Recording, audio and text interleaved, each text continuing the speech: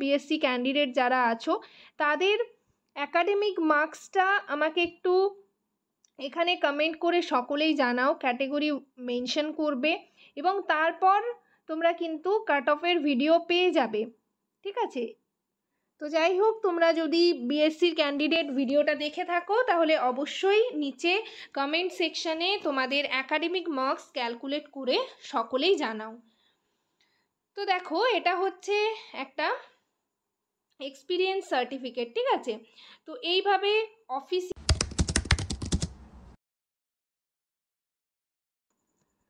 Hello সবাইকে, journey of a nurse চ্যানেলে তোমাদের আবারও ওয়েলকাম জানাই। তো আজকে আমি আরেকটা রিকোয়েস্টেড টপিক নিয়ে তোমাদের সাথে ডিসকাস করব। তোমরা আমাকে অনেকেই কমেন্ট সেকশনে কমেন্ট করেছিলে। তো যাই হোক, যারা আমার চ্যানেলে প্রথমবার ভিজিট করছো, প্রথমবার ভিডিওটা দেখছো, তাদের যদি ভিডিওটা ইনফরমেটিভ বা হেল্পফুল বলে মনে হয় অবশ্যই ভিডিওটাতে লাইক এবং শেয়ার করবে, আর চ্যানেলটিকে অবশ্যই সাবস্ক্রাইব করে রাখবে নার্সিং রিলেটেড নতুন নতুন আপডেট এবং অথেন্টিক সব ইনফরমেশন সবার আগে পাওয়ার জন্য। আশা করি ভিডিওটা তোমরা সকলেই শুরু থেকে শেষ পর্যন্ত দেখবে, কেউ স্কিপ করবে না।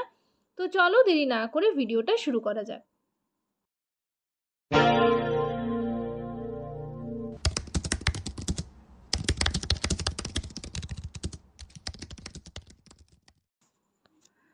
তো এক্সপিরিয়েন্স রিলেটেড নানান কনফিউশন তোমাদের মধ্যে রয়েছে।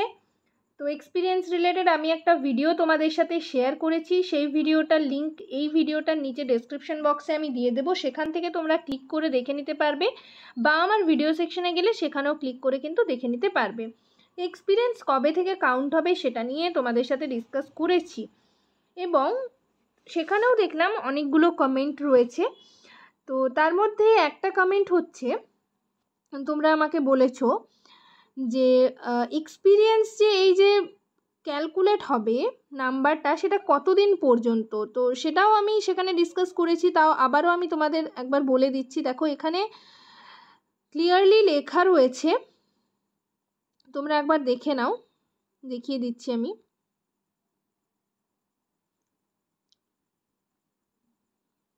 এই যে ডিতে যে আছে এক্সপিরিয়েন্সের যে অপশন পয়েন্টটা আছে, tenure of any experience should be taken up to the last date of submission of application. তুমি অ্যাপ্লিকেশন যে সাবমিট করবে, মানে ফর্ম ফিল আপ করবে, সেই ডেট পর্যন্তই কিন্তু তোমার এক্সপিরিয়েন্স কাউন্ট হবে। আর তোমাদের তো এক্সপিরিয়েন্স বলতে যারা ছেড়ে দিয়েছো তারাই কিন্তু এক্সপিরিয়েন্স সার্টিফিকেট পাবে, বাট যারা এখনও জব করছো তাদের কিন্তু এক্সপিরিয়েন্স সার্টিফিকেট হসপিটাল থেকে দেওয়া হবে না। কোনো কোনো হসপিটালে রিকোয়েস্ট করলে দিয়ে দিতে পারে, বাট বেশিরভাগ হসপিটালে কিন্তু স্টিল ওয়ার্কিং সার্টিফিকেটই দেওয়া হয়। তো ওই যে স্টিল ওয়ার্কিং সার্টিফিকেট, ওখানেও কিন্তু তুমি যেদিন মানে তুমি রিকোয়েস্ট করবে বা যেদিন হচ্ছে রিসিভ করবে, সেখানে একটা ডেট দেওয়া থাকবে সেই এক্সপিরিয়েন্স সার্টিফিকেটটাতে। সেই ডেটটা কিন্তু তোমাকে ফর্ম ফিল আপের আগের ডেটটাই নিয়ে নিতে হবে। তো সেখানে তোমরা কথা বলে নেবে হসপিটালে, এবং তুমি যেদিন ফর্ম ফিল আপ করবে সেই দিন পর্যন্তই কাউন্ট হবে। তোমরা এটা নিয়ে কনফিউশনে ছিলে যে কবে, মানে কতদিন পর্যন্ত কাউন্ট হবে এক্সপিরিয়েন্স সার্টিফিকেটটা, যেটা হচ্ছে একেবারে ফর্ম ফিল আপের লাস্ট ডেট মানে 3 সেপ্টেম্বর পর্যন্ত, নাকি তুমি যেদিন ফর্ম ফিল আপ করবে। দেখো, তুমি যেদিন ফর্ম ফিল আপ করবে সেদিন পর্যন্তই কাউন্ট হবে, বাট তোমাকে তো আগের থেকে সেটা নিয়ে রাখতে হবে। তাহলে সেদিন কিন্তু ডেটটা মেনশন করা থাকবে, সেই ডেটটা হবে না তুমি যেদিন ফর্মটা ফিল আপ করবে সেদিন। তো চলো আমি তোমাদের একবার দেখিয়ে দিচ্ছি একটা স্যাম্পল এক্সপিরিয়েন্স সার্টিফিকেট কেমন হবে, কেমন তোমরা নেবে। যাদের হসপিটালে, প্রাইভেট হসপিটালে যারা করছো, সেখানে যদি এক্সপিরিয়েন্স সার্টিফিকেট দেয় কোনো অসুবিধা নেই, যদি স্টিল ওয়ার্কিং সার্টিফিকেট দেয় তাতেও কোনো অসুবিধা নেই। শুধু স্ট্যাম্প প্যাডে হচ্ছে যেমন মেনশন থাকে সব কিছু, ঠিক আছে, উইথ স্ট্যাম্প থাকে, তারপর হচ্ছে অফিসের হেডের হচ্ছে সিগনেচার থাকতে হবে, এই সমস্ত কিছু যেমন থাকে, মেমো নাম্বার থাকে, আর ডেটটা নিচে মেনশন থাকলেই হবে। তো চলো তোমাদের সেটা দেখিয়ে দিচ্ছি। তো এই যে এক্সপিরিয়েন্স সার্টিফিকেটটা, এটা বোথ ক্যান্ডিডেটদের জন্যই বলছি, যারা বিএসসি রয়েছে তাদের জন্য এবং যারা জিএনএম রয়েছে তাদের জন্য।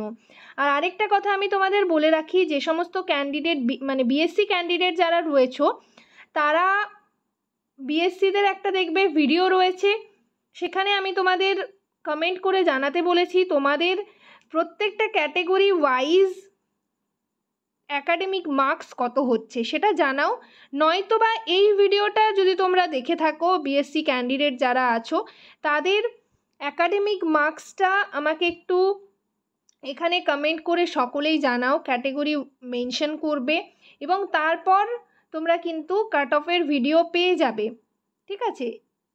তো যাই হোক, তোমরা যদি বিএসসির ক্যান্ডিডেট ভিডিওটা দেখে থাকো তাহলে অবশ্যই নিচে কমেন্ট সেকশানে তোমাদের অ্যাকাডেমিক মার্কস ক্যালকুলেট করে সকলেই জানাও।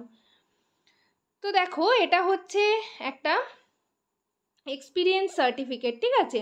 তো এইভাবে অফিসিয়াল যে তোমাদের যেখানে তোমরা করছো নার্সিংহোম বা হচ্ছে কোনো হসপিটাল, সেখানে এইভাবে কিন্তু মেনশন থাকতে হবে। তো এখানে ওপরে হচ্ছে কারোর স্টিল ওয়ার্কিং থাকবে লেখা, কারোর এক্সপিরিয়েন্স সার্টিফিকেট লাগবে সেটাতে লেখা থাকবে, সেটাতে কোনো কিছু অসুবিধা হবে না।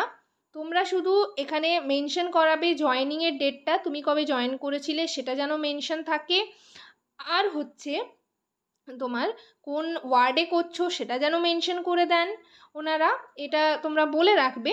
আর এই যে ডেটটা দেখতে পাচ্ছ, দেখো গত বছর হচ্ছে আগের যে রিক্রুটমেন্ট 9 তারিখ থেকে ফর্ম ফিল আপ স্টার্ট হয়ে গেছিলো, তাই এখানে কিন্তু 8 তারিখ পর্যন্ত নেওয়া আছে। তো তুমি যেদিন ফর্ম ফিল আপ করবে সেদিন পর্যন্তই কিন্তু তোমার এক্সপিরিয়েন্স নাম্বারটা কাউন্ট হবে, ঠিক আছে, সেই দিন পর্যন্ত।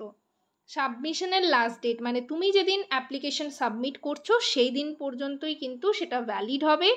আর তুমি হচ্ছে আগের দিন যেহেতু নেবে বা তার মানে আমি বলবো ফর্ম ফিল আপের আগের দিনই নেওয়াই ভালো, কেননা এই যে ডেট একটা দেওয়া থাকবে।